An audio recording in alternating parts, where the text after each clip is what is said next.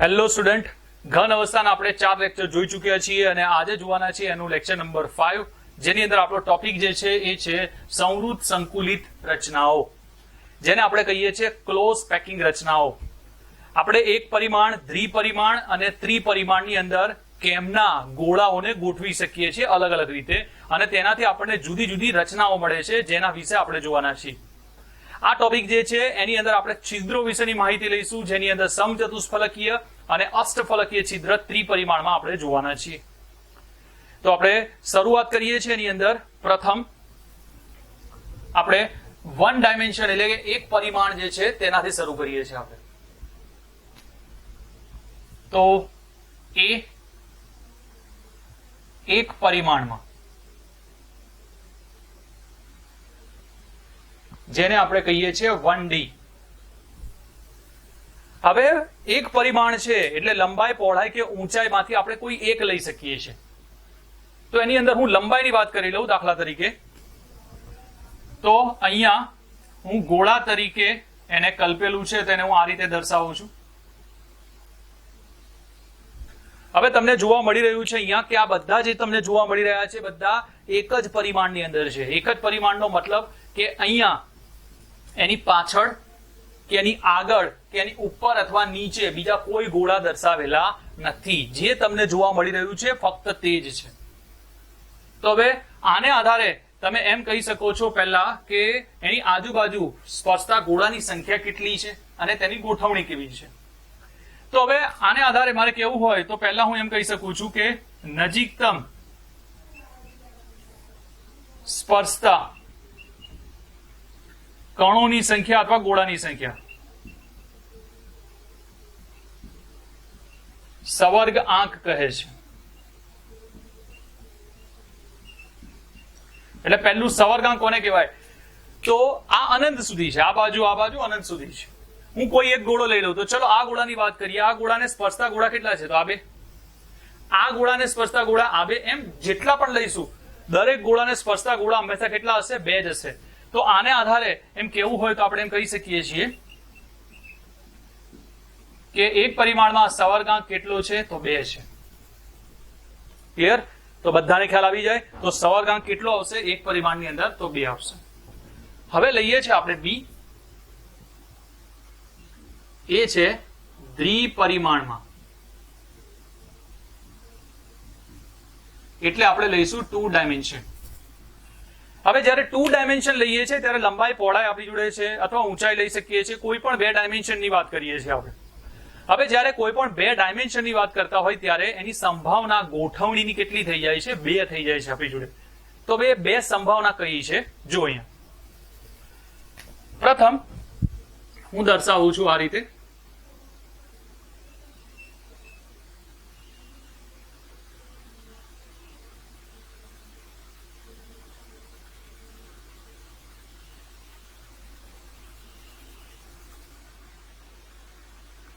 હું ગોળાની એક્ઝેક્ટ બરાબર ગોળો લઈ રહ્યો છું આ રીતે. બરાબર છે? એ જ રીતે હું બીજા ગોળા દર્શાવું છું આ રીતે. અને હજુ એક થપ્પી લઈ લઈએ છીએ આપણે. તો આ રીતે આપણને રચના મળી જાય. એટલે પહેલી સંભાવના જે છે, એક સંભાવના આ છે આપણી જોડે. હવે આની અંદર તમે જોશો તો આ બધા થપ્પીના પ્રકાર અથવા ગોઠવણીનો પ્રકાર એક જ છે, જે હું હમણાં સમજાવું છું તમને. અને બીજો કયો રસ્તો હોઈ શકે છે? તો એ બીજો રસ્તો પણ આપણે અહીંયા જોઈ લઈએ છીએ. એને જ આધારે અહીંયા હું નીચે દર્શાવી દઉં છું એને.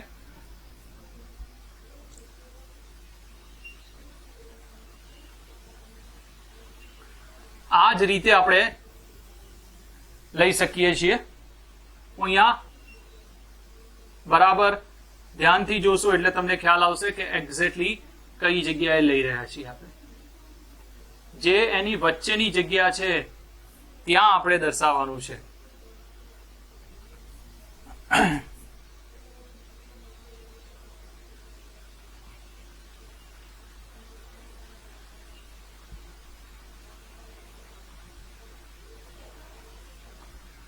અને રચનાને જોઈશું એટલે આપણને વધારે ખ્યાલ આવી જશે.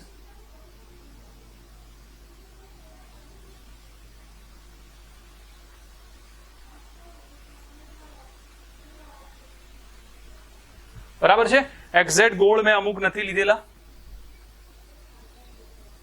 એટલે અમુક જે છે તમને એક્ઝેક્ટ ગોળ નહીં દેખાય, પણ એનાથી કોઈ ફરક નથી પડતો. આપણે તો એની ગોઠવણી જે છે મેન એને જ જોવાનું છે આપણે. તો હવે આની અંદર આપણે જોઈએ તો બે પ્રકારની ગોઠવણી તમને જોવા મળી રહી છે. હવે બે પ્રકારની ગોઠવણીની વાત કરી લઈએ છીએ આપણે, તો હું પ્રથમ આને આધારે કહી દઉં છું. બીજી વસ્તુ, ગોઠવણી અહીંયાથી નક્કી થાય છે, એટલે કે નીચેથી. જેમ કે હું આની વાત કરું તો પહેલી થપ્પી જે છે એ પ્રકાર છે, બરાબર. ત્યારબાદ અહીંયા જે ખાડો હોય છે, ખાડો જેને અવનમન કહે છે, એ અવનમનની અંદર મૂકવામાં આવે છે બીજા ગોળાને. એટલે આ બેની વચ્ચેનો ભાગ છે ત્યાં તમે જુઓ દરેકની અંદર. એટલે નીચેથી આપણે ઉપર મૂકતા જઈએ છીએ. એટલે આ જે ગોઠવણ દેખાય છે એ છે બી. ત્યારબાદ ફરીથી આ અને આ તમે જુઓ બંને સેમ છે, એટલે આને હું ફરીથી કહી દઉં છું એ. અને ત્યારબાદ આ અને આ સેમ છે, તો આને હું કહી દઉં છું બી. એટલે અહીંયાથી ગણવામાં આવે છે એ બી અને એ બી. હવે ઇન્ડિવિજ્યુઅલી આપણે વાત કરીએ છીએ તો તમારે બે અલગ અલગ વસ્તુ દર્શાવવાની છે આની અંદર. અને જ્યારે જવાબ લખો છો ત્યારે તમારે બંનેને અલગ અલગ હેડિંગ આપીને કહેવાનું છે. તો આપણે શું કહીશું અહીંયા, તો જો પ્રથમ હું આની વાત કરું તો તમે જો ગોળાની બરાબર નીચે ગોળો, એટલે હું આના માટે કેવું હોય તો પહેલો પોઈન્ટ એમ કહી દઉં છું, બરાબર ઉપર ગોઠવણી. એટલે ગોઠવણી ક્યાં કરવામાં આવે છે તો બરાબર એની ઉપર. તો મેં પહેલી જે તમને અહીંયા જોવા મળી રહી છે હરોળ, આ હરોળની વાત કરું તેને મેં કહી દીધું એ. એક્ઝેક્ટ એવી ને એવી હરોળ મેં બીજી લીધી છે તો એને પણ હું કહી દઈશ એ. અને એ જ રીતે મેં ત્રીજી હરોળ લીધી, ચોથી હરોળ લઈ લીધી છે. તો તમે જોઈ શકો છો બધી હરોળ કેવી છે, સમાન છે. લખાણની અંદર બી બીજું કંઈ નથી લખવાનું, બોર્ડને આધારે તો તમારે આ જ રીતે લખવાનું છે, બરાબર છે. તો હવે આની અંદર આપણે કેવું હોય તો અહીંયા કહી શકીએ છીએ એ છે ગોઠવણીનો પ્રકાર.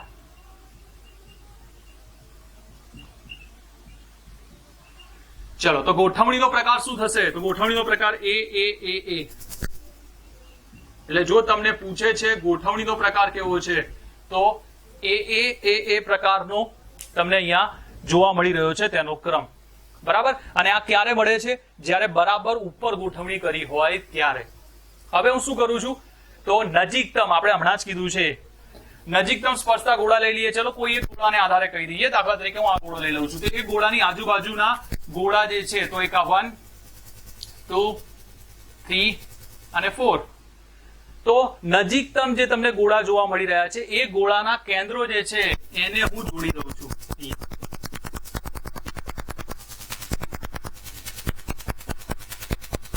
આ રીતે. તો હવે તમને શું દેખાઈ રહ્યું છે? આ જે મળ્યું એ છે ચોરસ. ક્લિયર? તો આપણને અહીંયા કયું સંકુલન જોવા મળી રહ્યું છે? તો ચોરસ સમૃદ્ધ સંકુલન મળે છે. અને કેટલા ગોળા સ્પર્શી રહ્યા છે? તો 4. તો સવારગાંક કેટલો હશે? એનો 4 હશે. તો આને આધારે આપણે કેવું હોય તો અહીંયા કહી શકીએ છીએ આપણે સવારગાંક કેટલો છે? તો 4 છે, કારણ કે એને સ્પર્શતા ગોળા જે છે નજીકતમ એ 4 છે.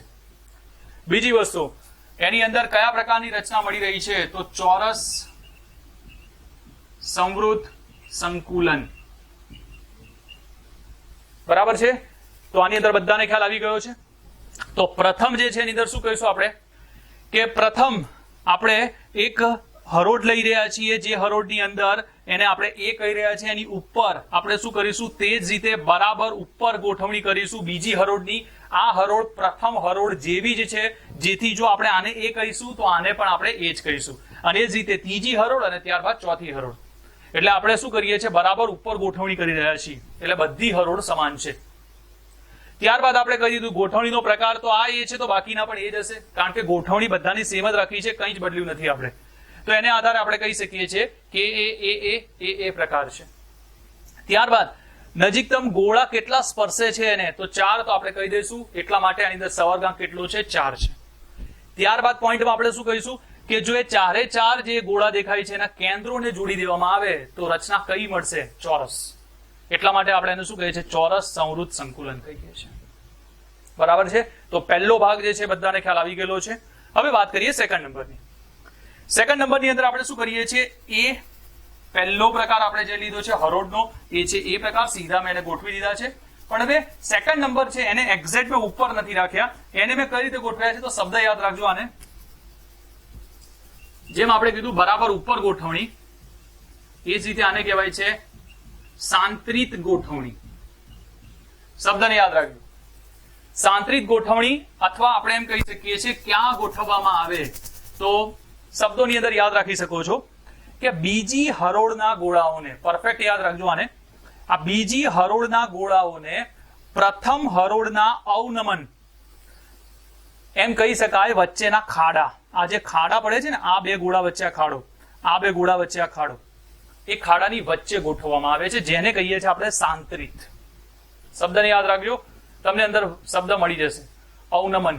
અવનમનનો મતલબ ખાડામાં, બરાબર? તો એ ખાડામાં ગોઠવવામાં આવે છે. તો હવે આ જે ભાગ જોવા મળી રહ્યો છે, તમે અહીંયાથી જોશો આ હરોળ, તો આ હરોળ જેવી નથી, એટલે આપણે આને કહી દીધું છે બી. ત્યારબાદ પ્રથમ હરોળ જેવી જ ત્રીજી હરોળ લેવામાં આવે છે, જેને આપણે બીજી હરોળ ઉપર મૂકીએ છીએ, તે આ છે. અને લાસ્ટમાં ચોથી હરોળ જે છે એ બીજી હરોળ જેવી જ હોય છે, જેથી એને આપણે કહીશું બી. અને આને આધારે જો આપણે કેવું હોય તો ગોઠવણીનો પ્રકાર કયો થશે, તો ગોઠવણીનો પ્રકાર થઈ જશે એ બી. મેં કીધું એ યાદ રાખજો, નીચેથી જોવામાં આવે છે, નહીં કે ઉપરથી. આપણે અહીંયા મૂક્યા પછી ઉપર મૂકીએ છીએ, નહીં કે ઉપરથી નીચે આવીએ છીએ. એટલે અહીંયા એ બી અહીંયા નથી કરવાનું, નીચેથી આપણે દર્શાવીએ છીએ. બરાબર છે? તો હવે ગોઠવણીનો પ્રકાર આવી ગયો છે. હવે કોઈ પણ એક ગોળો જે છે એને સ્પર્શતા નજીકતમ ગોળાઓની સંખ્યા લઈ લઈએ. ચલો તો આપણે દર્શાવીએ છીએ. દાખલા તરીકે હું આને લઈ લઉં છું. તો આ ગોળાને 1 2 3 4 5 અને 6 ગોળા સ્પર્શી રહ્યા છે, તમે જોઈ શકો છો. તો આને આધારે કેવું હોય તો સવર્ગાંક કેટલો હશે,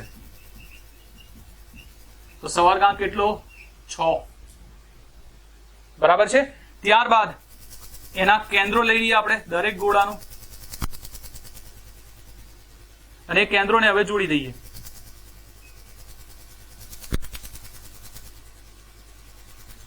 તો તમે જોડી દેશો તો તમને આ રીતની એક રચના મળશે અહીંયા. ક્લિયર? તમને જે રચના મળી રહી છે એ કેવી છે? ષટકોણીય. તો જેમ અહીંયા આપણને ચોરસ સમૃદ્ધ સંકુલન મળ્યું છે, અહીંયા કયું મળશે? ષટકોણીય સમૃદ્ધ સંકુલન, અથવા આને કહી શકો છો હેક્ઝાગોનલ. બરાબર છે? યાદ રાખજો, HCP જેમ જોઈએ છે ને એ જ રીતે હેક્ઝાગોનલ બોલી શકો છો, અથવા ષટકોણ બી બોલી શકો છો. તો આપણને ષટકોણીય સમૃદ્ધ સંકુલન જે છે અહીંયા મળી જાય છે. તો પહેલા બે વચ્ચેનો ફરક અહીંયાથી તમને સમજ પડી ગઈ. હવે બીજા પોઈન્ટ્સ યાદ રાખવાના છે જે તમને MCQ ના આધારે પૂછી શકે છે. તમે જોઈને જ કહી શકો છો કે ચલો આની અંદરથી તમને એવું પૂછવામાં આવી રહ્યું છે કે આ બંનેની અંદર કઈ રચના વધુ સારી ક્ષમતાવાળી ક્લોઝ પેકિંગ છે. તો આ બંનેની અંદર તમે જુઓ તો આની અંદર જગ્યા જુઓ અને આની અંદર જગ્યા જુઓ. તો શું આની અંદર ગોળાઓ નજીક છે કે આની અંદર? તો આમાં નજીક છે. તો જો તમને એમ પૂછે છે કે કયાની અંદર ક્ષમતા વધુ છે અથવા કઈ સારી ક્લોઝ પેકિંગ છે, તો કઈ આવશે? ષટકોણીય. એટલે હેક્ઝાગોનલ સમૃદ્ધ સંકુલન વધુ સારું હોય છે. અથવા એમ કહી શકાય આની અંદર કમ્પેરિઝન કરીએ તો આના માટે હું અહીંયા કહી દઉં છું ઉપર પોઈન્ટ. મુક્ત જગ્યા કેવી હશે? વધુ હશે. મુક્ત જગ્યા એટલે આ વચ્ચેની જગ્યા, મુક્ત જગ્યા વધુ હશે. જ્યારે આના માટે કેવું હોય તો આના માટે આપણે શું કહી શકીએ છીએ કે મુક્ત જગ્યા કેવી હશે? ઓછી. થિયરીના પોઈન્ટની અંદર પૂછે તો પણ તમે આ લખી શકો છો, આમાં મુક્ત જગ્યા વધુ હશે, આમાં મુક્ત જગ્યા ઓછી હશે. તો ક્લોઝ પેકિંગની ક્ષમતા વધુ શેમાં હશે? આમાં હશે, આમાં નહીં. એટલે આ સારી ક્લોઝ પેકિંગ છે આપણને પૂછે તો ત્યાંથી યાદ રાખી લેવાનું છે. બીજું આની અંદર વધારાનો પોઈન્ટ કયો લખવાનો? તો એ કે આની અંદર શું મળે છે? તો આપણને જોવા મળી રહ્યું છે એક આ, તમે જોઈ રહ્યા છો, આ બધા દેખાય છે તમને. તો આ શું છે? પહેલા તો આ જે જોવા મળી રહ્યું છે એ છે ત્રિકોણીય છિદ્ર. યાદ રાખવાનું છે શું છે? ત્રિકોણીય છિદ્ર. અને એ ત્રિકોણીય છિદ્ર બે પ્રકારના છે, જેની અંદર તમે જોશો તો અહીંયાથી જોઈ લઈએ કે અથવા આને આધારે જોઈએ તો આમાં જો આ ભાગ ઉપર છે, આમાં જો આ ભાગ નીચે છે. એનો મતલબ આની અંદર બે પ્રકાર છે ત્રિકોણીય છિદ્રની અંદર. શિરોબિંદુ જે છે એનું એ ઊંચું અને નીચું છે, એ અહીંયાથી યાદ રાખી શકો છો તમે. એનો મતલબ કે શિરોબિંદુ ઊંચું અને નીચું એટલે ઉપરની તરફ બી છે અને નીચેની તરફ બી છે. જેમ તમે જોઈ શકો છો, આ ઉપર છે તો આ નીચે છે, આ ઉપર છે તો આ નીચે છે, એવું આપણને આમાં જોવા મળી રહ્યું છે. બરાબર છે? તો બધાને ખ્યાલ આવી ગયો છે. તો દ્વિપરિમાણની અંદર આપણને પૂછે તો બે સંભાવના મેં કહી દીધી છે, પરફેક્ટ યાદ રાખી શકો છો, આકૃતિ સાથે તમે દર્શાવી શકો છો. અને મેઇન વસ્તુ કમ્પેરિઝનમાં આપણે કહી દીધી છે. એમસીક્યુ ને આધારે તમને પૂછે તો કઈ વસ્તુ યાદ રાખી લેવાની છે? મુક્ત જગ્યા વધુ શેમાં હોય? ચોરસમાં. ઓછી શેમાં હોય? તો હેક્સાગોનલ એટલે કે ષટકોણીયમાં. સારી ક્ષમતાવાળી ક્લોઝ પેકિંગ કઈ? તો આ એટલે કે હેક્સાગોનલ. બરાબર છે? અને ત્યારબાદ એની અંદર જે છિદ્ર મળે છે કયું હોય છે? ત્રિકોણીય છિદ્ર. અને કેવા હોય છે? તો બે પ્રકારના, એક ઉપરની તરફ અને એક નીચેની તરફ. તો આટલી વસ્તુ આપણે દર્શાવી શકીએ છીએ. તો આની અંદર સંવૃત સંકુલિત રચનાઓની અંદર પ્રથમ આપણે જોયું એની અંદર વન ડાયમેન્શન એટલે કે એક પરિમાણીય, અને સેકન્ડ આપણે જોયું દ્વિપરિમાણીય. હવે આપણે જોઈ રહ્યા છીએ ત્રિપરિમાણની અંદર સંકુલિત રચનાઓ કઈ રીતે મળે. એના માટે આપણે 2 ડાયમેન્શનલ એટલે કે દ્વિપરિમાણની અંદર આપણે બે વસ્તુ જોઈ ગયા, જે હતું ચોરસ અને સેકન્ડ નંબર ષટકોણીય. તો ચોરસ અને ષટકોણીય આ બંનેનો આપણે યુઝ કરવાના છીએ 1 by 1, અને એમાંથી આપણે ત્રિપરિમાણમાં જઈશું. તો એની અંદરથી ફર્સ્ટ નંબર મેં લીધો છે 2D ચોરસ સંવૃત સંકુલિત સ્તરમાંથી 3D સંકુલિત રચના. અહીંયા તમે જોઈ શકો છો શેમાંથી લેવાનું છે? દ્વિપરિમાણીય ચોરસ સંવૃત સંકુલન આપણે ઓલરેડી જોઈ ગયા છીએ, તેમાંથી આપણે 3 ડાયમેન્શનમાં જઈશું. આકૃતિ તમે જાણો છો, ગોળાને આધારે હું ફરીવાર દર્શાવું છું, અને એમાંથી આપણે ત્રિપરિમાણમાં જઈશું. તો એને દર્શાવીશું આપણે આ રીતે. ત્યાં હરોળ લીધી હતી આપણે,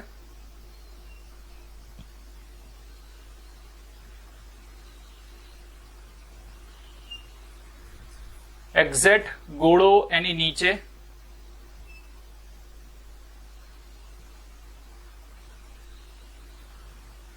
મારા માટે ગોળાના આકાર બધા સેમ નથી, એટલે થઈ શકે એવું કે કદાચ ગોળો નાનો મોટો હોય.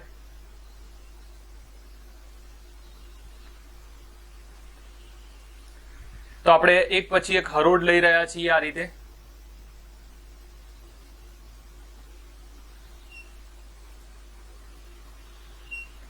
તો અહીંયા આ રીતે મેં 4 હરોળ તમને જોવા મળી રહી છે. 4 હરોળ મેં લઈ લીધી છે, 1 2 3 અને 4. તમે જોઈ શકો છો કે બધા કેવા છે? તો એ પ્રકારના છે. એકની ઉપર એક જ મેં મૂક્યું છે. હવે આ જે તમે જોઈ રહ્યા છો એ કયું છે? 2D. ના આની આગળ કે આની પાછળ કંઈ જ નથી. જેવું તમને જોવા મળી રહ્યું છે બોર્ડમાં એક્ઝેક્ટલી એવું જ છે. એટલા માટે આપણે આને શું કહીએ છીએ? દ્વિપરિમાણીય. હવે આપણે એને કન્વર્ટ કરીશું ત્રિપરિમાણમાં. તો એને કેમનું કરીએ છીએ? જો અહીંયા આકૃતિ મહત્વની છે. તો હવે આપણે એને ત્રિપરિમાણમાં લઈ જઈશું.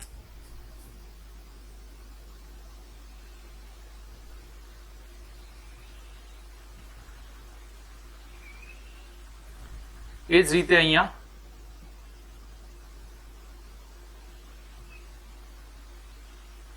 આ રીતે. બરાબર છે? તો આપણે એને શેમાં કન્વર્ટ કરી રહ્યા છીએ? ત્રિપરિમાણની અંદર.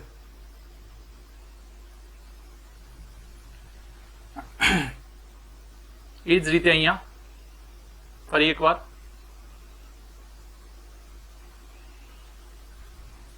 એ જ રીતે અહીંયા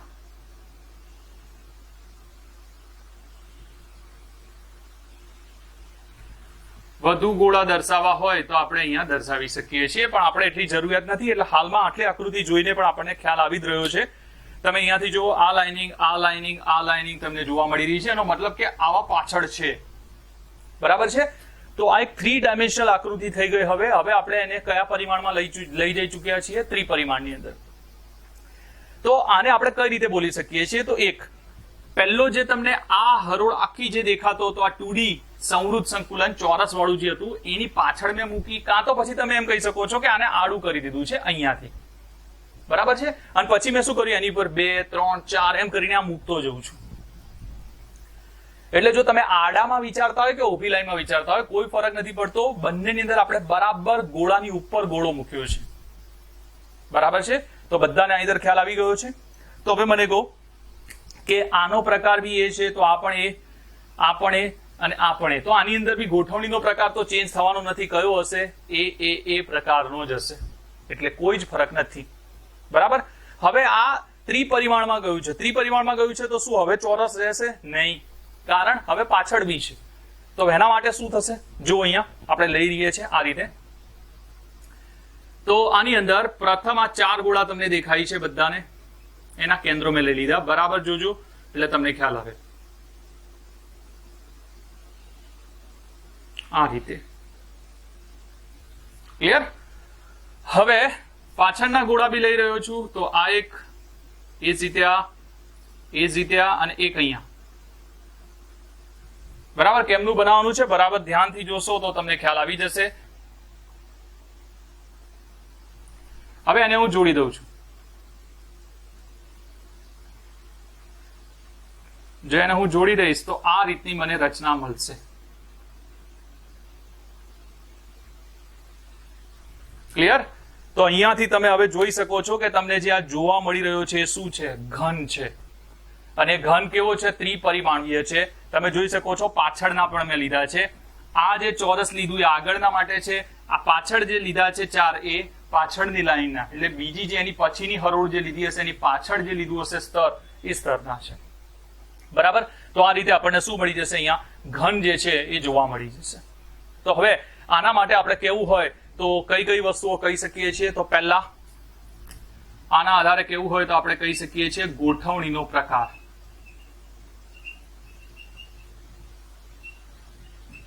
તો ગોઠવણીનો પ્રકાર અગેન કયો છે? એ પ્રકાર છે. 3 એ પણ લખી શકો, 4 એમાં કોઈ વાંધો નથી. બરાબર છે? તો ગોઠવણીનો પ્રકાર અહીંયા આવી ચુક્યો છે. બીજું તમને પૂછી શકે છે લેટીસનો પ્રકાર. આને આપણે સ્ફટિક લેટીસ કહીએ છીએ અલગ અલગ. લેટીસનો પ્રકાર એટલે શું? તો આપણે જોઈ જ ગયા છીએ ને કયા? એફસીસી, બીસીસી, સાદો ઘન. તો એ પ્રકાર પૂછે આપણને તો લેટીસનો પ્રકાર. તો આ કયો છે? તો તમે જોઈ જ શકો છો. આને શું કહી શકીએ? સાદો ઘન. ત્યારબાદ તમને પૂછે એકમ કોષનો પ્રકાર. તો એકમ કોષની અંદર આને આપણે શું કહીએ છીએ? તમને શબ્દ મળશે બુકમાંથી, આદિમ ઘન એકમ કોષ. તો એને આપણે કહીએ છીએ આદિમ ઘન એકમ કોષ કહીએ છીએ. બરાબર છે? તો આટલી વસ્તુઓ મળી જશે. લખાણની અંદર બીજું કંઈ જ નથી. બોર્ડ આધારિત બીજું તમારે લખવું છે તો એને આધારે બી તમે આ જ વસ્તુ કહી શકો છો. બરાબર છે? કે પહેલા ત્રિપરિમાણની અંદર આપણે લઈ રહ્યા છીએ, ત્યારબાદ એવી ને એવી જ હરોળ જે છે એ ઊભી લાઈન કે આડી લાઈનની અંદર બરાબર ગોળાની ઉપર ગોળો રહે તે રીતે ગોઠવવામાં આવે છે. અને થપ્પીનો પ્રકાર અથવા પછી ગોઠવણીનો પ્રકાર કયો હશે? એ પ્રકારનો હશે. સ્ફટિક લેટીસ પૂછે તો કઈ હશે?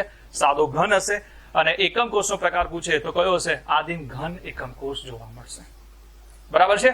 તો ત્રિપરિમાણની અંદર પહેલો ભાગ જોઈ લીધો છે આપણે, એ છે સંવૃત સંકુલન નો યુઝ કરવામાં આવે તો એના સ્તરમાંથી આપણે 3D માં કેમ ના જઈ શકીએ છીએ. હવે આપણે સેકન્ડ નંબર એમાં જોઈ રહ્યા છીએ એ છે 2D ષટકોણીય સંવૃત સંકુલિત સ્તરમાંથી 3D સંકુલિત રચના. આપણે હાલમાં જોઈ ગયા એ ચોરસમાંથી જોયું, હવે ષટકોણમાંથી જોઈશું. ષટકોણ બી આપણે 2 ડાયમેન્શનમાં ઓલરેડી જોઈ ચૂક્યા છીએ. હવે આના પણ પાછા પેટા 2 વિભાગ છે. તો હવે આની અંદર આપણે પેટા 2 વિભાગ કેમના જોવાના છીએ? એની અંદર 1 નંબર એ છે પ્રથમ સ્તર પર બીજું સ્તર ગોઠવીને. એટલે આપણે શું કરીએ છીએ? આ 2D ષટકોણીય સંવૃત સંકુલિત રચના જે છે એનું સ્તર લઈએ છીએ અને એ સ્તર ઉપર આપણે એવું ને એવું બીજું સ્તર ગોઠવીએ છીએ. બરાબર છે? ત્યારે આપણને શું જોવા મળે? એ. અને ત્યારબાદ બીજા ઉપર આપણે ત્રીજું સ્તર લઈશું. એમ કરીને આપણે 2 અલગ અલગ વસ્તુ જોવાના છીએ. 2D ષટકોણીય સંવૃત સંકુલિત સ્તરમાંથી 3D માં કેમનું જવાય તેના માટે. બરાબર છે? તો હવે પ્રથમ સ્તર પર બીજું સ્તર આપણે ગોઠવીએ ત્યારે શું થાય? અને આકૃતિ જે છે એ જ મહત્વની છે. હવે આકૃતિ હું જે અહીંયા બતાવું છું, મેં અગાઉ પણ કીધું એ પ્રમાણે ગોળાની સાઈઝ જે છે મારા માટે એક સમાન રહેવાની નથી. તમારે બનાવવાનું આવે તો પર્ટિક્યુલર કોઈ વસ્તુ લઈને એક સરખા ગોળા રહે તે રીતે બનાવવાની. તો હવે હું અહીંયા બતાવું છું ષટકોણીય માટે. તો ષટકોણીય માટે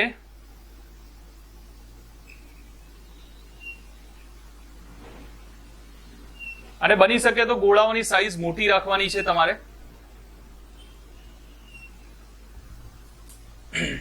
આપણે અવનમન એટલે કે વચ્ચે જે ખાડા છે એમાં આપણે લીધા હતા ગોળા, એ યાદ રાખવાનું ષટકોણીય માટે આ રીતે.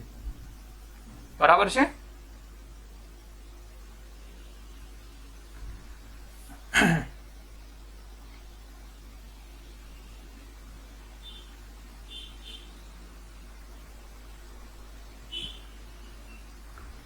અને તમે જેટલા બનાવવા માંગતા હોય એટલા તમે બનાવી શકો છો આ રીતે, પણ વધુ બનાવવાની જરૂર નથી, થોડા ઘણા પણ આપણે બનાવી લઈશું તો એટલા ઇનફ છે.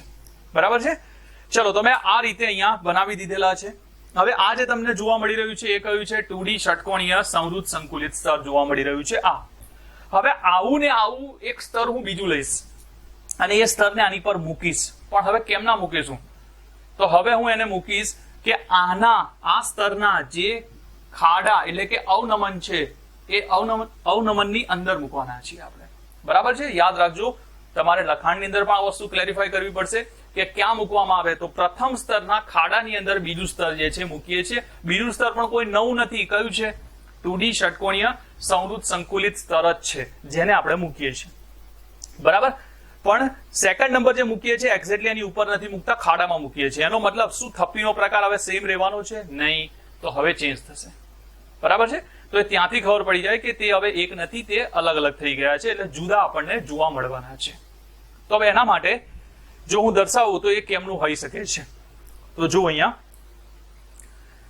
એના માટે મેં કીધું એ પ્રમાણે આકૃતિ જે છે એ મહત્વની છે અને મેં અહીંયા માપ જે છે એ એક્યુરેટ નથી લીધું, એટલે થઈ શકે છે કે મારો ગોળો જે છે એ કમ્પ્લીટ ના પણ બને. પણ બુકને આધારે શું છે એક્ઝેક્ટલી તમને સમજ પડી જશે. બરાબર છે? પ્રથમ આ છે, એ જ રીતે સેકન્ડ ગોળો, એ જ રીતે થર્ડ ગોળો, નીચે પણ એ જ રીતે લેવાનું છે, કોઈ જ ફરક નહીં.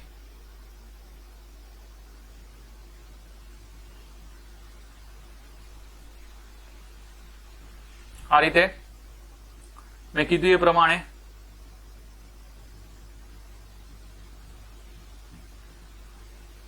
આ રીતે. બરાબર છે? તો આ રીતે આપણને જોવા મળી જશે.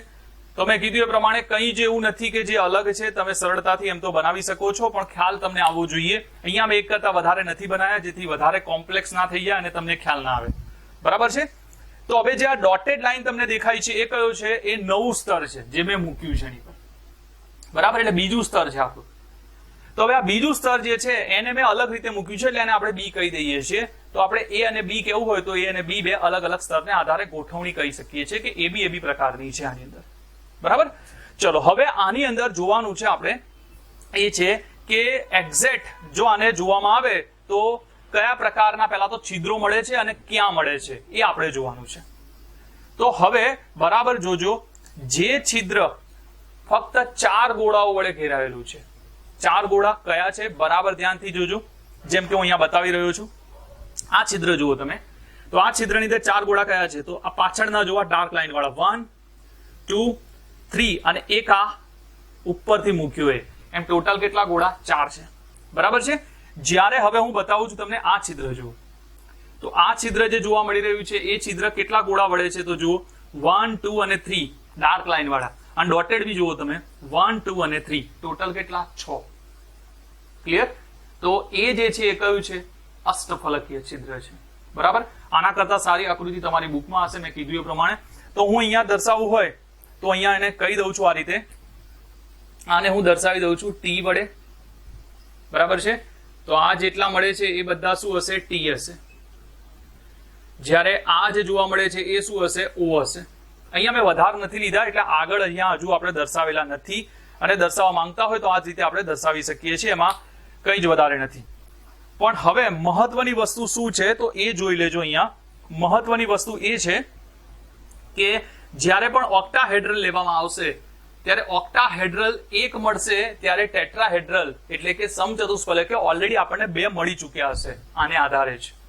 એટલે આકૃતિમાં જશો તો તમને ખ્યાલ આવશે કે 2 ટી મળશે, ત્યાં સુધી જે ઓ હશે તે એક જ હશે.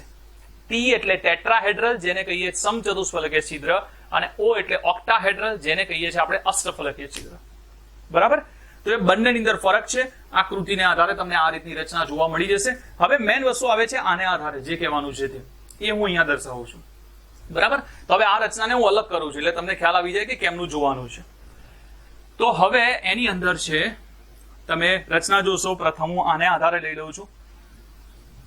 તો એ આ રીતની રચના છે. 3 ગોળાઓ જે આપણે લીધા છે એને આધારે આ રીતે, અને એક ગોળો જે છે એ અહીંયા છે. ક્લિયર? મેં આને અલગ કરી દીધો છે.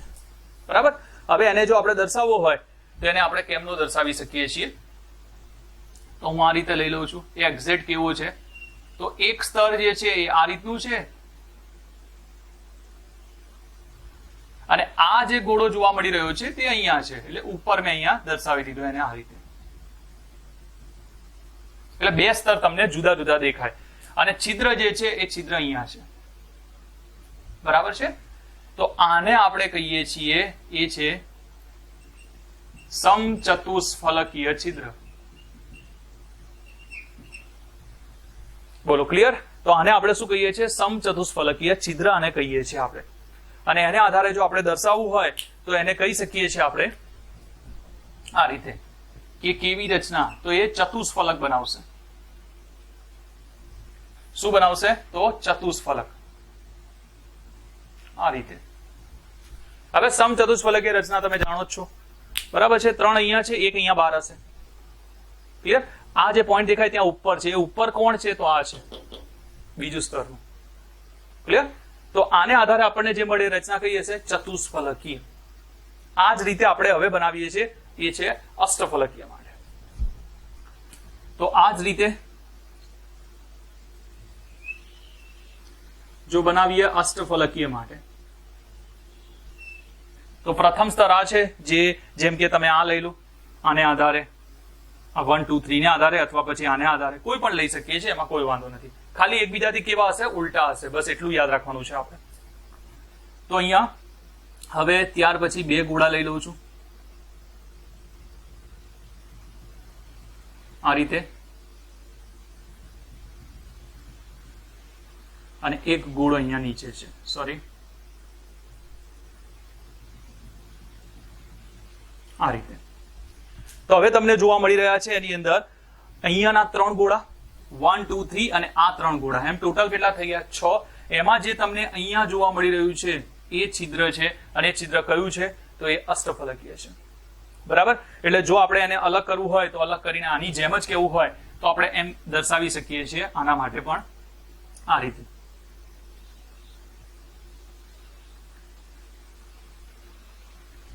ક્લિયર? અને એ જ રીતે ઉપર હશે જે બીજું સ્તર છે તે આ રીતે. હા, અહીંયા છિદ્ર છે. બરાબર છે? અને આ છિદ્રને આપણે શું કહીશું? અષ્ટફલકીય.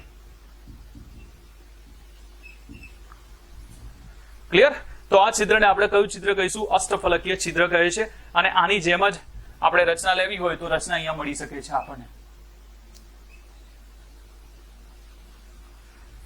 કારણ કે 8 કહેવાનો મતલબ ટોટલ ફલક કેટલા હશે? 8 ફલક. તો એને આધારે આપણે લઈએ છીએ.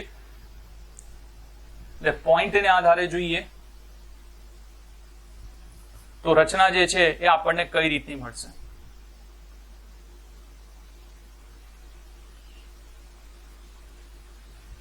આ મળી શકે,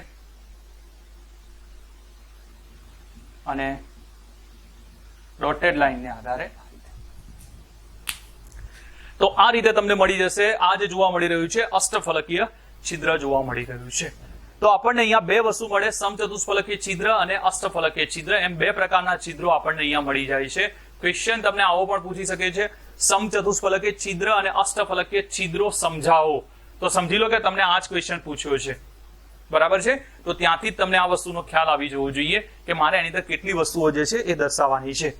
તો સમચતુષ્ફલકીય તો બહુ સિમ્પલ છે. અષ્ટફલકીયની અંદર કયા પોઈન્ટ્સનું ધ્યાન રાખવાનું છે? હવે સમચતુષ્ફલકીય માટે તો તમારે યાદ રાખી લેવાનું કઈ કઈ વસ્તુ? પહેલા, કે કેટલા ગોળા વડે ઘેરાયેલો હોય? 4. 4 વડે ઘેરાયેલો છે એટલા માટે કયું છિદ્ર કહેવામાં આવે? ચતુષ્ફલકીય છિદ્ર, એટલે કે સમચતુષ્ફલકીય છિદ્ર એને કહીએ છીએ. તો ત્યાં કામ પૂરું થઈ ગયું. હવે વાત કરીએ છીએ આની અષ્ટફલક માટે. તો અષ્ટફલક માટે શું યાદ રાખવાનું છે? પહેલા તો કેટલા ગોળાઓ વડે ઘેરાયેલું છિદ્ર છે? 6 છે, એટલા માટે જ અષ્ટફલક બને અને એના આધારે જ આપણે શું કહીએ છીએ? એને અષ્ટફલકીય છિદ્ર કહીએ છીએ. હવે મહત્વની બાબત તો તમે અહીંયા જોશો એટલે તમને ખ્યાલ આવશે, એ છે આ ભાગને મેં અહીંયા એક્યુરેટ નથી બનાવ્યો, બુકમાં તમને જોવા મળી જશે. હવે અહીંયાથી જુઓ તમે, અને આ 3 ગોળા મને કહો, આ ઉપરના જે 3 ગોળા છે એના માટે જે ત્રિકોણ બનશે એ ત્રિકોણ ક્યાં હશે? નીચે. ક્લિયર ને? જો એને અલગ દર્શાવું તો અલગ કંઈક આ રીતે આપણે બતાવી શકીએ છીએ, એટલે તમને ખ્યાલ આવી જાય કે હું શેની વાત કરી રહ્યો છું. આ રીતે, અને બીજી રચના આ રીતે લઈ લઈએ. તો હવે આ બંનેને જોશો એટલે તમને ખ્યાલ આવી જશે કે બંનેની અંદર ફરક શું છે. તો હવે આની અંદર તમે જુઓ, ત્રિકોણ જે છે એનો શિરોબિંદુ ઉપર છે, આની અંદર જોશો તો ત્રિકોણ છે એનો શિરોબિંદુ નીચે છે. બરાબર? તો અષ્ટફલકીય છિદ્રો માટે યાદ રાખવાનું કે શિરોબિંદુ જે છે એની અંદર ત્રિકોણીય છિદ્રો 2 પ્રકારના હશે. ફરીવાર આ નોટ ડાઉન કરવું પડશે ત્યાં તમારે. એક નીચેની તરફ અને એક ઉપરની તરફ હોય છે. બરાબર છે? તો ત્યાંથી જ તમને યાદ રહી જશે. અષ્ટફલકીય છિદ્ર માટે આ પોઈન્ટ તમારે લખવો પડશે. તો મેઇન પોઈન્ટ કયા લખવાના અષ્ટફલકીય છિદ્રો માટે? તો પ્રથમ, કેટલા ગોળાઓ વડે ઘેરાયેલો હોય? 6 વડે ઘેરાયેલું જે છિદ્રો હોય એને શું કહેવાય? અષ્ટફલકીય, કારણ કે અષ્ટફલક બનાવે. તેમાં શિરોબિંદુ જે છે એ ત્રિકોણીય શિરોબિંદુ 2 પ્રકારના હોય. કયા? તો પ્રથમ સ્તર માટે જો ઉપર હશે તો બીજા સ્તર માટે ક્યાં હશે? નીચે. ક્લિયર? તો આમાંથી તમને ખ્યાલ આવી જાય. બીજું, ગોઠવણી ક્યાં કરેલી છે? આ મેઇન ગોઠવણી. તો પ્રથમ સ્તર જે છે એના અવનમન એટલે ખાડાની અંદર બીજું સ્તર આપણે મૂકેલું છે. તો ત્યાંથી તમને ખ્યાલ આવી જાય. બરાબર છે? હવે મહત્વની વસ્તુ એ છે કે સંવૃત સંકુલિત ગોળાની સંખ્યા ધારો કે કેટલી છે? તો આપણે લઈ લીધું n છે. તો જેટલા ગોળા હશે એટલા જ અષ્ટફલકીય છિદ્રો હશે, યાદ રાખજો. તો એને આધારે કેવું હોય તો કહી શકાય અષ્ટફલકીય છિદ્રોની સંખ્યા તો એ પણ કેટલી હશે? n હશે. જ્યારે સમચતુષ્ફલકીય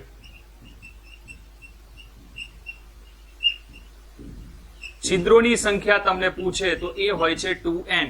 તો આ વસ્તુ તમારે ભૂલવાની નથી. આ મોસ્ટ ઇમ્પોર્ટન્ટ છે આ વસ્તુઓ, કારણ કે દાખલા ગણતી વખતે MCQ માટે આની જરૂર પડવાની છે. બરાબર છે?